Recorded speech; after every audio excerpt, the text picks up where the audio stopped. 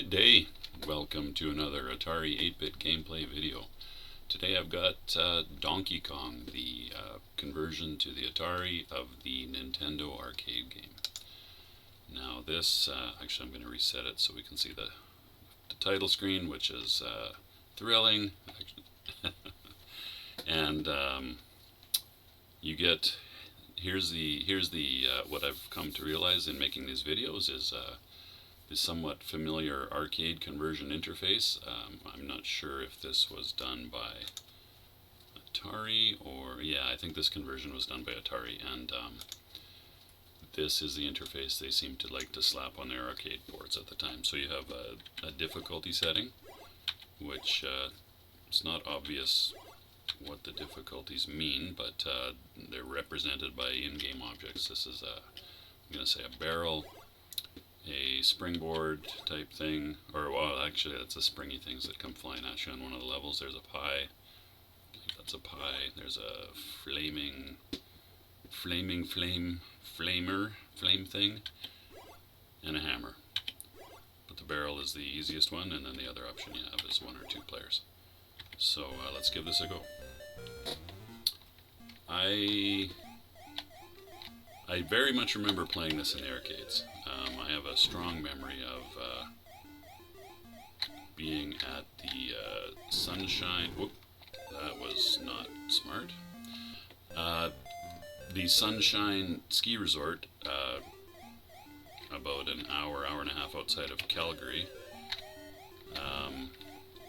in the Banff National Park, and this game was available to play in the lodge, the ski lodge. Actually on the upper level where the lounge was, although they didn't seem to prevent youngsters from going up there at the time. And I played it as much as I was able in between skiing. I did like skiing, so I didn't actually avoid skiing in order to play Donkey Kong, but anyway, I'm not sure. Wow, okay, doing very poorly as I recount a story, my personal story about and memory of Donkey Kong. Now, of course, I did run into it in other arcades over the years when I was a teen, and I probably had this game. I don't remember it, to be honest. So anyway, let me try and play with a little more attention and see if I can do better. So the music and sound effects are actually very true to the arcade. The layout of the level is also the same. The barrels, I'm going to say the barrels move faster than in the arcade. There's a little bit of bad luck there.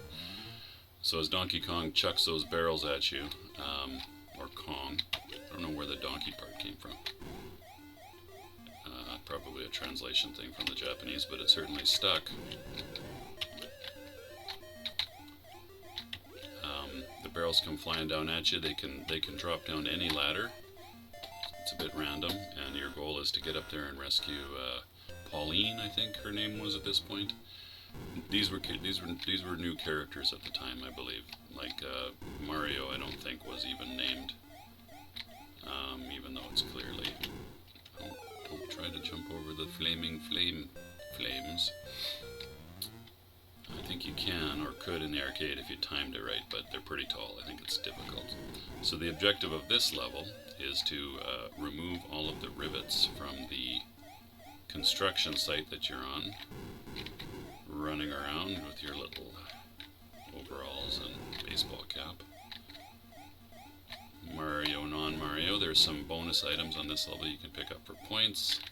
You need to avoid those flames, and that's pretty much it for this level. Get rid of all those rivets without dying. There's a bonus on the up. There's a bonus countdown timer thing there, which I don't think you lose a player if that expires. Okay, once all the rivets are removed, gravity kicks in, and all of the girders fall down, and Donkey Kong is not dead, but defeated, at least for the time being. Oh, that was close. The way I'm going, I'm not going to get to the third type of level. I'm on the third screen as we speak, but not succeeding wildly at getting far here. Yeah, those barrels are definitely faster. Well, I'm pretty sure they're faster than the arcade game. Controls well though. Mario, or whatever he was called, no name player man, is easy to control. Does what you want him to do. You don't even have to be too precise in your orientation to the ladders to move up and down, which is nice. And I better pay attention to what I'm doing here. This is a challenging level. No, there we go. Kind of waiting for that flame to go down the ladder. Now I'm waiting for him to come up the ladder just so I can get the bonus points. Is it worth it? Probably not. And if I successfully bridge this gap, now I have to dodge these flying spring things. Do they always fall in the same range of... I think they do. Oh, don't come down, Mr. Flame. Don't come down, Mr. Flame. Go up. Go up. There we go. Now, this is the tricky bit, is,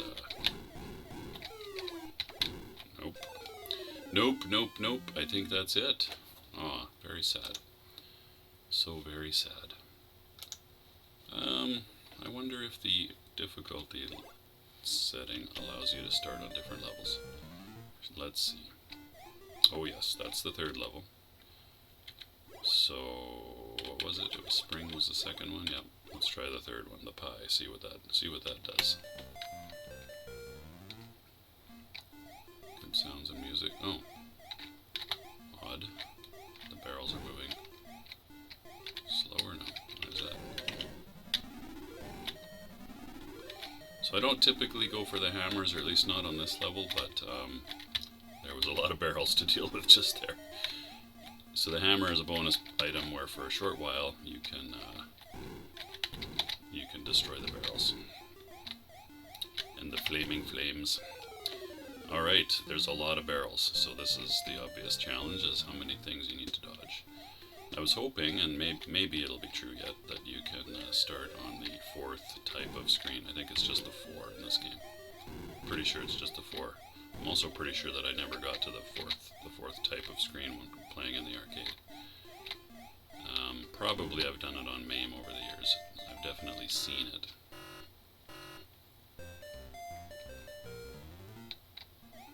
Oh, here we go. Okay. Yeah, this is the one. The pie it's the pie factory with the flaming barrel of oil. Doesn't have to make sense. This is the 80s. Oh, shoot, I should have jumped there. The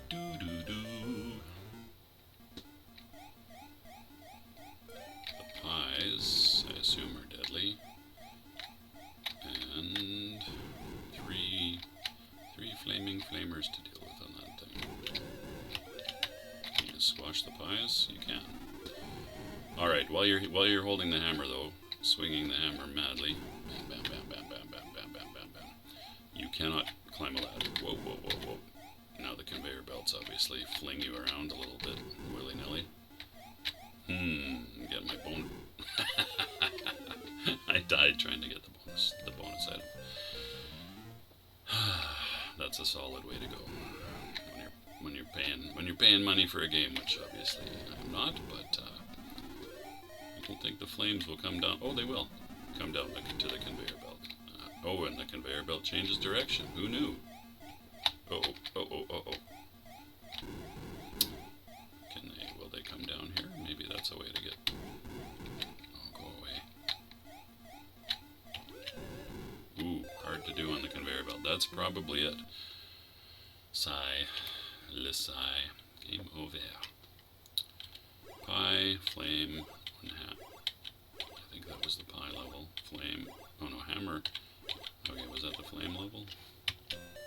The flame difficulty? Let's see what this is like. Oh, Mario's move. Is Mario moving quicker? I think so. Oh, nice random barrel movement there, Nintendo. Or Atari. guess that's one way to make a game harder, is add random gameplay elements that you literally have no chance to dodge. Oh, okay, I could have stayed back. Yeah, I feel like I'm not gonna rescue Pauline on this one. Sorry, Pauline.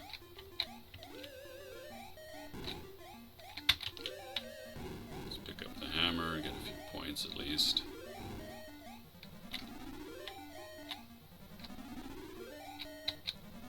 Oh, look at me hammering all those barrels. I'm gonna get squashed now. Oh wow, that's a long duration.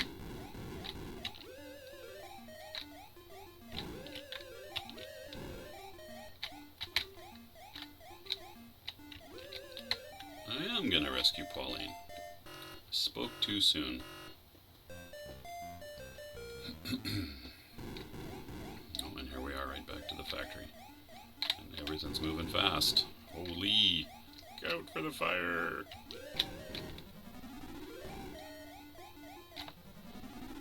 Take that, pie. You're gonna disappear on me just at the worst possible moment, aren't you, Mr. Hammer? No, good news.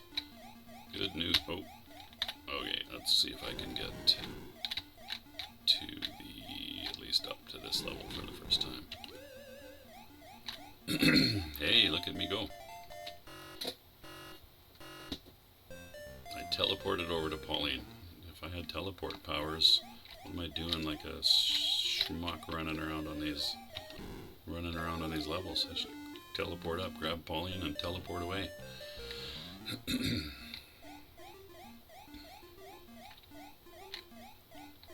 I feel like there's more bonus points available on these higher difficulty levels. And let's see about the hammer. Whoop, the hammer being the hardest difficulty available. If I could actually stop pressing option long enough to play on a hammer level. Back to the barrels. Oh my. Actually wasn't trying to pick up the hammer that time. Let's get some points though. Come on, come on.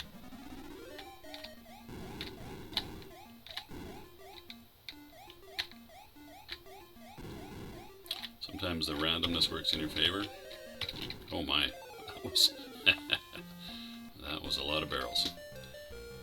And the flame climbed up that high too. Interesting. Don't know that that was a thing in the arcade, that the flame would come up that far. Alright, good news. Drop, yes. Go, flame, come on. You're my nemesis, apparently. How does the flame climb up a ladder that's broken? I guess he's a flame. He can do whatever he wants. Mario can't do that, so that seems a little unfair. Game over. Okay, well, I think we've explored everything there is to explore about this game. We've seen all the screens, I'm pretty sure. And yeah, you know what? That's a pretty good port.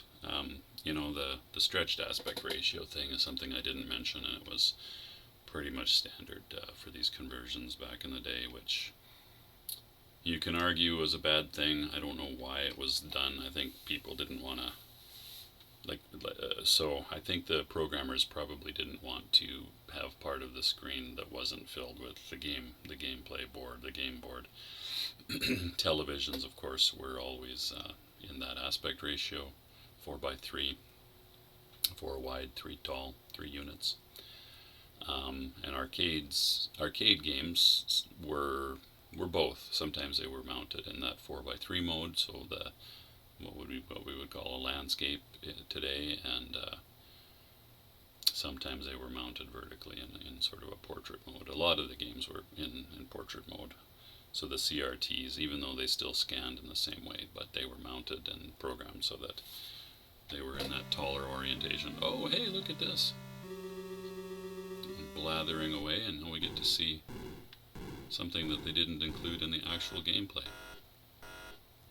So that's how the arcade game started, was with Donkey Kong leaping across and bending the girders, thus explaining why someone had put up all these angled girders on a construction site. Oh, and that's probably the Atari, you've been idle too long, we don't want to damage your TV, so we're going to start randomly changing the colors thing. Which was quite thoughtful, actually. If the system, I don't know if that was something that you could override in programming, but I believe this was also a thing on the 2600 where if it was idle without any input from the user for a certain period of time, it would basically start start rotating through the color palettes to change and avoid burn-in on your screens and damaging your CRTs, your televisions, because people would not have been too appreciative of that. So it was a thoughtful thing on their part. You know, your 6-year-old leaves Donkey Kong or Asteroids or whatever sitting statically on your screen, and then you have basically whatever television show you're watching, you can see the outline, the shadowy outline of Donkey Kong in the text. So that would not have been appreciated by the television set owners, the parents in the day. It's actually pretty good. I wonder why they didn't put that in the game. Alright, I've blathered on long enough, I suspect. Thanks very much for watching, and I will see you next time.